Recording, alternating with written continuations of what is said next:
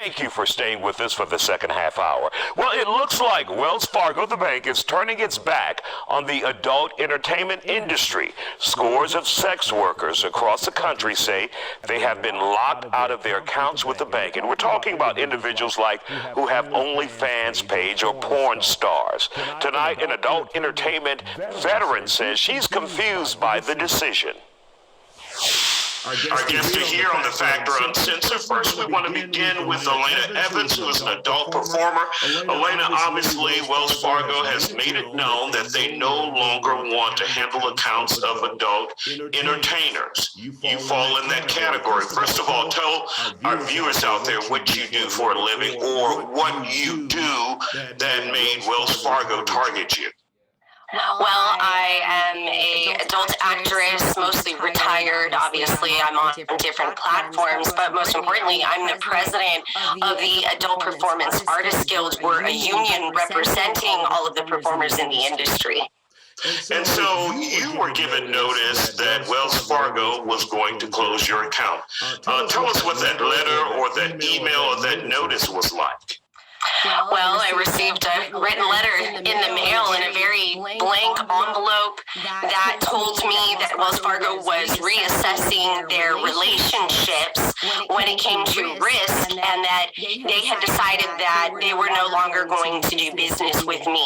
There was nothing cited that I had done wrong other than they were just ending our relationship. I've been a customer with Wells Fargo for 30 years at this point, with no issues with my bank account. I even have a Wells Fargo credit card that's in good standing, so it was all a big shock to me. And they did not give you any specifics, however. They did not say anywhere in that letter that you were an adult entertainer, and that's why we're not doing business with you. Correct. It was just labeled that they were, well, I mean, I have it right here, basically that they wanted to reassess our relationship. And that was the only language that they used. The only risk that I ever bring apart is the fact that I get checks from companies like OnlyFans. And other than that, I have perfect standing with the bank. So it was a huge shock. So how will this impact you personally and the industry out there? Those who may make money in the adult entertainment industry, they have to put their money somewhere. Absolutely. The frustration is that at this point, there aren't really any mainstream banks left that are willing to work with us, it seems. I've had hundreds of performers report to me, whether it was Wells Fargo or Chase or Bank of America that they had problems with, we're essentially being forced to go to hopefully credit unions that will take us because we're too much of a risk. Being someone that's never bounced a check or gone into overdraft, the only actual reason that I can see why I would be assumed a risk is because of the online deposits that I'm getting. And of course, Alfonso, you're an attorney. Let's talk about this. Is this more about morality and not actual financial risk or fiscal risk? Well, Isaiah, good to see you. And one of the things that really stood out at me when your producer called me about this segment, I had to stop and think, and I said, whoa, I mean, Wells Fargo has a moral compass? All these things. We know their track record. We know what they've done. Right. I mean, they've been alleged to have defrauded millions of consumers across platforms, mortgages, you name it. I think there always exists some language in these agreements that a consumer banking customer will sign off on, and leaves a lot of discretion to the bank on who they choose to do work with or not.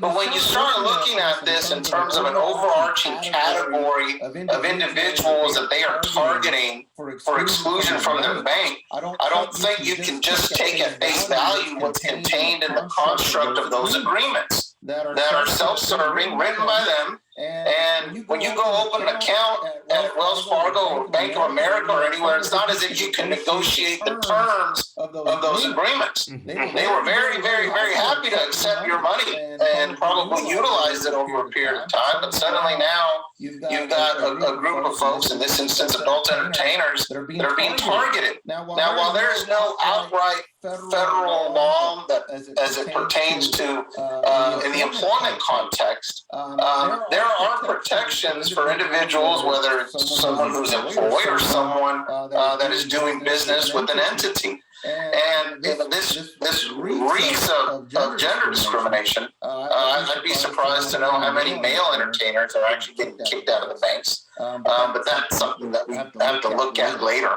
So that would be, if you could think of anything, the legal recourse that they could take in a situation like this as performers. Right, and now look, it would take some, dare I say, creative lawyering, because these agreements that they put out there, again, self-serving and fairly comprehensive. But when you start discriminating against a group of folks, that may be an option. Now, FINRA and the different entities that oversee the banking relationships, I think you may start. This may be an issue of first impression, where you have a certain subset of individuals. Where this came from is beyond me. But anytime you have folks impacted in such a manner, and you have one subset of individuals that have been targeted almost indiscriminately, well, where there's smoke, there's fire. And this certainly, if I'm a general counsel of a bank, I'd be getting my lawyers ready to see if there's something that could come their way. I want to add, I don't mean to cut you off, a part of my circumstance is definitely different than what everyone else has experienced, including the other people from Wells Fargo that reached out to me, whereas I actually received an additional letter dated September 7th from Wells Fargo once I had created my inquiry as to why I was being removed. And I was told in this email that I was actually going to get my accounts back, that they were removing the freeze, they had apologized for any inconvenience, and through the process of me being very public about this problem, I had sent an email to the vice president of Wells Fargo, Mr. Derek Flowers. A few hours after I had received that response from Wells Fargo's risk assessment that the freeze was going to be lifted and I would be able to maintain my accounts, I got a call from Mr. Flowers' office actually telling me that they did their own risk assessment and that the rule